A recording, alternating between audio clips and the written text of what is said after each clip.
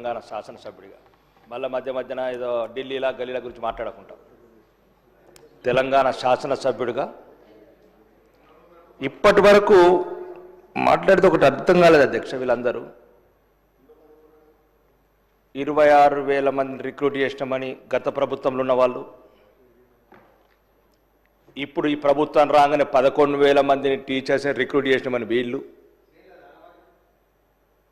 37,000 మంది అందరు మేధావులు, తెలివైన వాళ్ళు, ఐఏఎస్ ఆఫీసర్లు, ప్రిన్సిపల్ సెక్రటరీలు, చీఫ్ సెక్రటరీలు, ఎడ్యుకేషన్ సెక్రటరీలు, ఇంతమంది మేధావులు, సీనియర్ శాసనసభ్యులు, 37,000 మంది టీచర్సు, ఇన్ని మౌలిక వసతులు, ఇన్ని వేల కోట్ల బడ్జెట్ ఉండగా అధ్యక్ష నాకు ఒకటి అర్థమవుతలేదు, మళ్ళీ 6 లక్షల మంది పిల్లలు ఎట్లా డ్రాప్ అవుట్స్ అయినారు? అందరు ఐఏఎస్ ఆఫీసర్లే, chief secretary, principal secretary, education secretary, joint secretary, special secretary, ఇంతమంది మేధావులు, విద్యాశాఖ మంత్రి, ముఖ్యమంత్రులు, సీనియర్ ఎమ్మెల్యేలు, విద్యాశాఖ మంత్రులు, వీళ్ళు మళ్ళీ ఇంక 230-40 ఏళ్ళ నుంచి ఉన్న సీనియర్లు. ఈ ఒక్కటి లాజిక్ మిస్ అయినా నేనేమంటున్నా అధ్యక్ష, ఇదే అడిగిన మొన్న డౌట్ వచ్చి ఒక ప్రైవేట్ స్కూల్ అతను అడిగిన, అన్న నీకు ఒకటే కాలేజీ ఉండే 100 కాలేజీలు ఎట్లయినాయన్నా? ఒకటే కాలేజీ ఉండే 100 కాలేజీలు ఎట్లయినాయి, 100 బిల్డింగ్లు ఎట్లయినాయి అంటే ఇంత వ్యవస్థని మనం మెయింటైన్ చేస్తేనే ఈ రకంగా ఉంటే మరి వాళ్ళు ఎట్లా అధ్యక్ష? ఎక్కడో లోపం ఉంది అధ్యక్ష, ఎక్కడో లోపం ఉంది. లోపంని సరిదిద్దండి. మళ్ళీ ఇంకొక అక్కడ రాగానే మళ్ళీ రేపు నెక్స్ట్ నుంచి మేము ఒక 20,000 మందిని రిక్రూట్ చేసినాం. ఇప్పుడు సబితక్క గారు మాట్లాడుతుంటూ అన్నారు, పోయిన సంవత్సరమే 3,50,000 సుమారు 3,50,000 స్టూడెంట్స్ డ్రాప్ అవుట్ అయినాడు అధ్యక్ష. అంటే ఇంకొక 6 డ్రాప్ అవుట్ అయితే చాలుగా, ఇంకా 0. అధ్యక్ష నేను శాసనసభ్యుడిగా ఎన్నికైన నుంచి అన్ని స్కూల్స్కి వెళ్ళాను అధ్యక్ష, అన్ని స్కూల్స్కి వెళ్ళాను. అందరు అన్నీ తెలిసి మాట్లాడాలి కాబట్టి మాట్లాడుతున్నారు.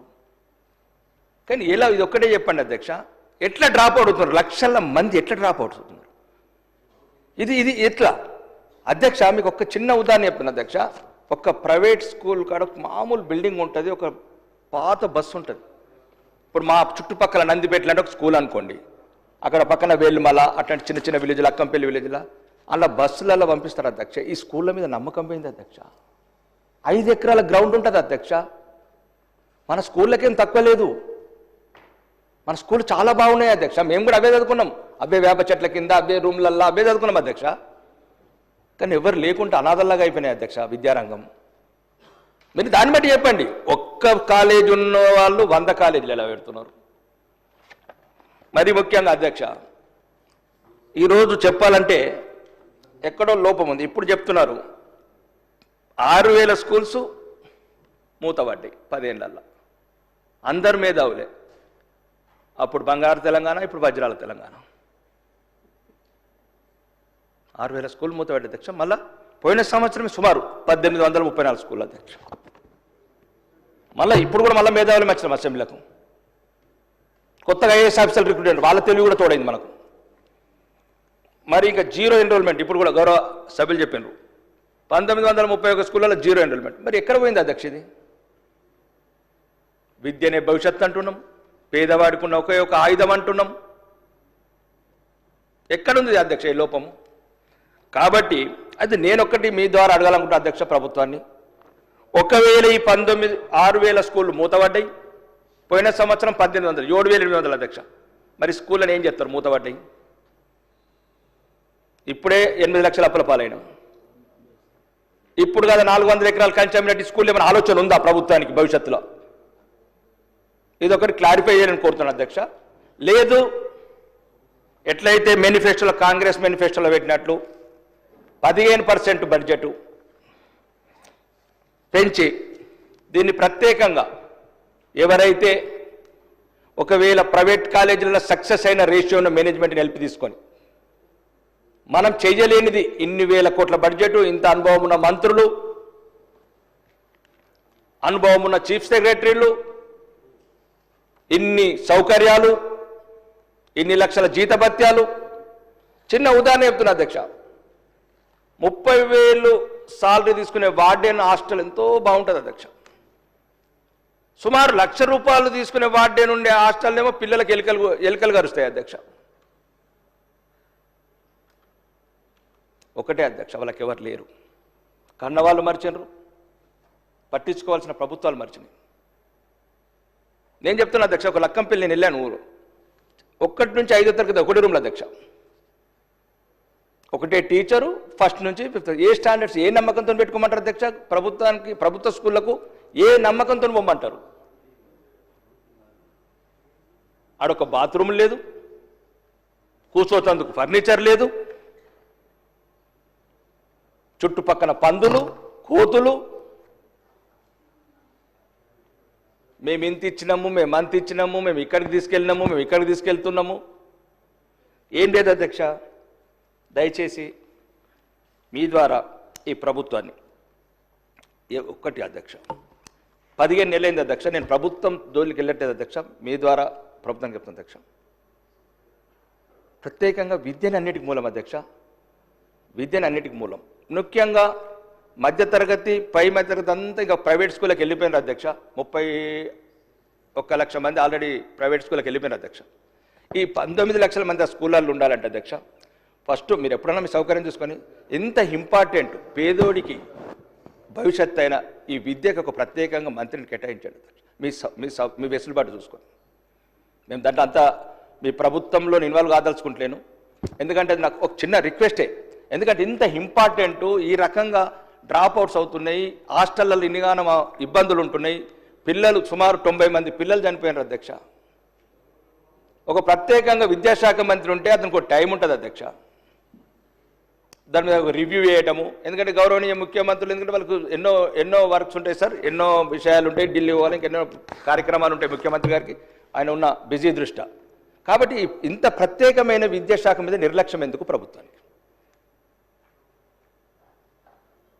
అందరు ప్రత్యేకంగా చెప్పారు ఇప్పటిదాకా, ఇక్కడ వాళ్ళు చెప్పినారు, అక్కడ వాళ్ళు, కానీ దానికి ప్రత్యేకంగా మంత్రి లేడు. కాబట్టి గౌరవనీయ మీరు ప్రభుత్వం ఆలోచించి దయచేసి వీలైనంత తొందరలో విద్యాశాఖకు ఒక ప్రత్యేకమైన మంత్రిని కేటాయించండి.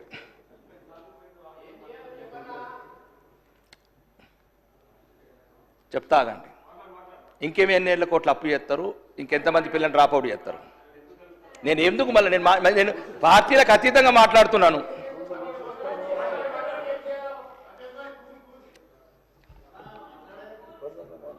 అధ్యక్ష, నాకు ఏమి ఈరోజు మంచి ప్రశాంతంగా ఉంటుంది అధ్యక్ష, నేను పేదోళ్ళ గురించి మాట్లాడాలి. నాకు తెలుసు అధ్యక్ష పల్లెలలో ఏ పరిస్థితులు ఉన్నాయో. నేను ఏమంటలేనండి, ఒక నారాయణ చైతన్య లాంటి వాళ్ళు వేలాది లక్షలాది ఇయ్యాల. ఇగో ఇప్పుడు అధ్యక్ష 12,000 స్కూళ్ళు ఉంటేనేమో 11,312 స్కూళ్ళు ఉన్నాయి అధ్యక్ష. ఆ స్కూళ్ళలోనే 31 లక్ష మంది. మనదేమో గవర్నమెంట్ ఏమో 29,513 స్కూళ్ళు ఉంటేనేమో 19 లక్షలు. ఇది మన పనితీరు. నేను అంతే చెప్తున్నా, మన పనితీరు లెక్కలు మీరు ఇచ్చిన అంకెలు చెప్తున్నా. నేనే ప్రత్యేకంగా రాసుకోరాలేదు అధ్యక్ష, తెలంగాణ ప్రజలకు తెలాలి.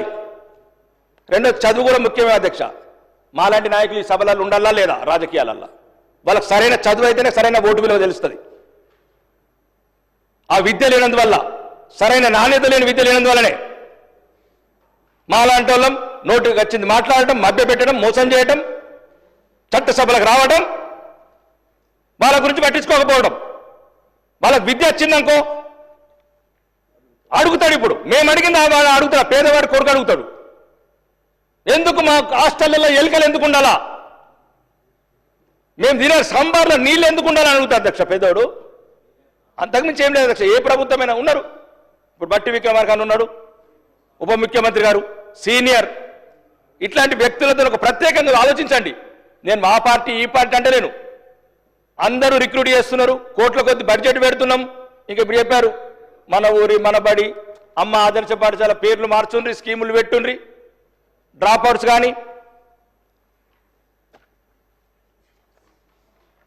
ఒకటే అధ్యక్ష, అన్నీ తీసుకున్నాం పేదవారి దగ్గర, విద్యాన్ని ఇద్దాం అధ్యక్షాడికి, బతకని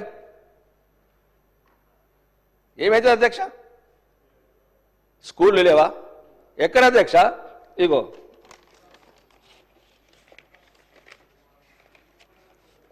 నాది ఆర్మూర్ రిపోర్ట్ అధ్యక్ష. నేను పోయినసారి మాట్లాడినా, మంత్రి గారు కూడా శ్రీధర్ బాబు గారు నోటెడ్ చేసుకున్నారు అధ్యక్ష.